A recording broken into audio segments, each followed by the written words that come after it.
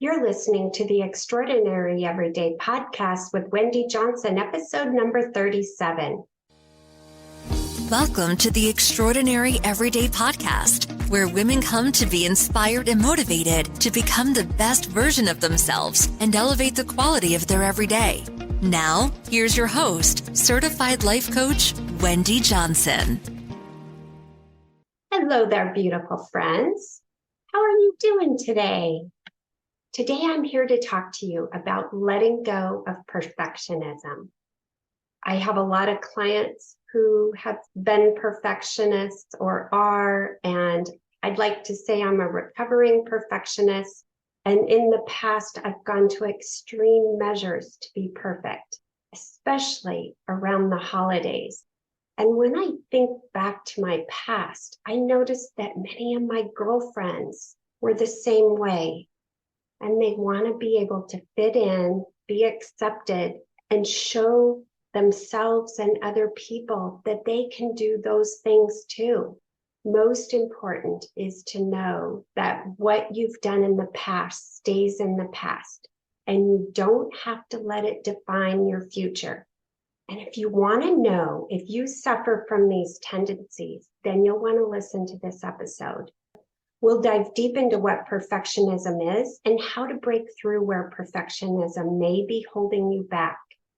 Let's start with the definition. What is perfectionism? Perfectionism is a personality deposition characterized by a person's concern with striving for flawlessness and perfection, and is accompanied by overly critical self-evaluations and concerns regarding others' evaluations. They're very concerned about what other people think. They have very high standards and they thrive on organization and structure. They're very ambitious goal setters, and they have difficulty getting over making mistakes, even small mistakes. And they're prone to procrastination. And there's many different examples of perfectionistic behavior. You can have this tendency in one or more of these areas. And I want to give you some examples, some specific ways perfectionism can manifest. And one way is body image. Many times, eating disorders like bulimia and anorexia show up where people are preoccupied with maintaining a certain weight or restricting to a certain number of calories. And people with these disorders tend to have a distortive negative view of their body. They're comparing themselves to what they think is the norm. And they resort to extreme and unhealthy habits in pursuit of attaining a specific goal weight or ideal body. This is very common among women, and it starts at a very early age, grade school, all the way through adulthood. Another way perfectionism can manifest is with the academic achievement. Many perfectionists are straight A, type A people, and they tend to be anxious and distressed about their grades if anything isn't perfect. And a perfectionist might read, revise, and edit a paper or project or assignment over and over so there are no errors. And they may even have other people help them to get that perfect paper before they submit it. And the third way perfectionism can manifest is with people pleasing. Perfectionists tend to be hypersensitive to the needs and expectations of others. And they have fear of upsetting or disappointing other people. And this can lead to unhealthy relationships and a relationship that could be codependent. And it may even go to the extreme that the person is neglecting their self-care in order to take care of others. And the fourth way perfectionism may manifest is with parenting. Parents who are perfectionists, they unconsciously develop this perfectionism regarding their children and the children's accomplishments. And they put a lot of pressure on their children to excel in school and sports and other settings. While well-intentioned, they may be critical with their child, even making small mistakes. They're disappointed and they criticize their children. And the children then in turn feel that the parents only love and accept them when they're meeting those high standards and expectations. And the fifth way perfectionism can manifest is with routines. A perfectionist relies on a ritualized, specific routine that involves doing certain things at certain times in certain ways. This person may get upset or anxious when the routine is interrupted, or if you're at work, you may have a coworker or a boss who redoes all your work because other people just can't do it right. And perfectionists with routines may have strict bedtimes, exercise schedules, and meal plans, and they adhere to them. Maybe you have tendencies in one of these areas or all of them, or maybe you've known people who have had these tendencies. I've seen all of these tendencies in myself and in others. Today, I want to talk to you about two approaches to perfectionism. And the first way is the creative perfectionist approach. And the second way is the creative pragmatist approach. And when I'm done describing both of those approaches, I want you to know which approach is the best. So for each approach, I want to talk about the perfectionist who's stuck at the start, lost in the middle, refuses to finish, and has that dread of feedback for each of these approaches. And I will start with the creative perfectionist approach. And the creative perfectionist is stuck at the start because there isn't an ideal time. If there isn't a large chunk of time to be blocked off and there's no other distraction, and then also there needs to be a strong level of motivation, and there has to be a good plan for the entire process in order to get started.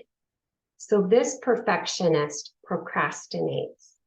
And then if there's a due date or a timeline with this project, then they're forced to begin and they drop everything else and they're under stress and pressure and they may pull all-nighters and they do nothing else until they get this project completed. There's a great deal of stress because of the delay tactics with this creative perfectionist approach. And then this same type of person gets lost in the middle because they're obsessed over every detail. They revise and edit every step of the way rather than making a messy draft. And even if they don't need research, they still go into research and they still investigate and they want to know everything before they'll finish. And this makes it very difficult to focus and narrow down what you're working on because you've obtained so much knowledge. How do you even get started? So what you're doing is you're investing in less important things in the first part of the project. And you may be stuck on the research of learning how to do something or educating yourself on a subject. And then you get stressed because you're never going to get done because this is taking so much time. It's endless. And then the same perfectionist refuses to finish because it's never good enough. It always needs to be improved or added to, and it will never be complete until it's perfect. This person is never putting work out into the world. They're always in limbo and they dread feedback. If someone points out a mistake or has a different opinion and offers anything less than positive feedback, then they're embarrassed and upset and they feel like a total failure. They get angry and they quit. So do you see yourself in any of these tendencies? I sure do. I can get stuck on writing an email or writing a letter, and I can write a sentence over and over to get it the way I want to say it. And now what I do is I just do a messy rough draft, and I may go back to it the next day, giving yourself time limits. And even if it's not the ideal time, to do whatever you can right now. Now let's talk about the second approach, and that's the creative pragmatist approach, the sensible and realistic way of doing things. This person at the start knows that there is never an ideal time, and they're not putting it off until next year or until things are lined up and there's a perfect time. And this person also does it even though they don't feel like it.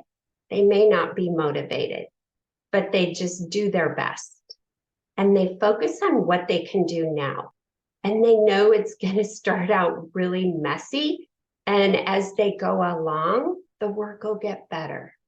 They're willing to put the practice in, the art of a messy approach. And this creative pragmatist, are they lost in the middle? No, they define what the end goal is and when it will be delivered. They work backward and clarify the steps to create. They know how much time they have until the end date. They know the number of weeks and number of hours. And they also look at the minimum time it takes to complete. This person produces good enough work and permits themselves to circle back if they still have additional time at the end. This is what I help my students with, the art of practicing, of showing up and taking that extraordinary goal and breaking it down and clarifying their plan. And do they refuse to finish? They define finished as having at least met the minimum requirements for the work, knowing they've done their best, given their time and the resources that they have right now. And then what they work on is complete, and they can submit it, and it can be improved at a later date. And do they dread feedback?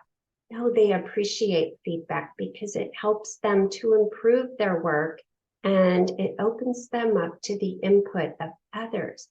They can disagree or agree, but they also choose how they're going to respond.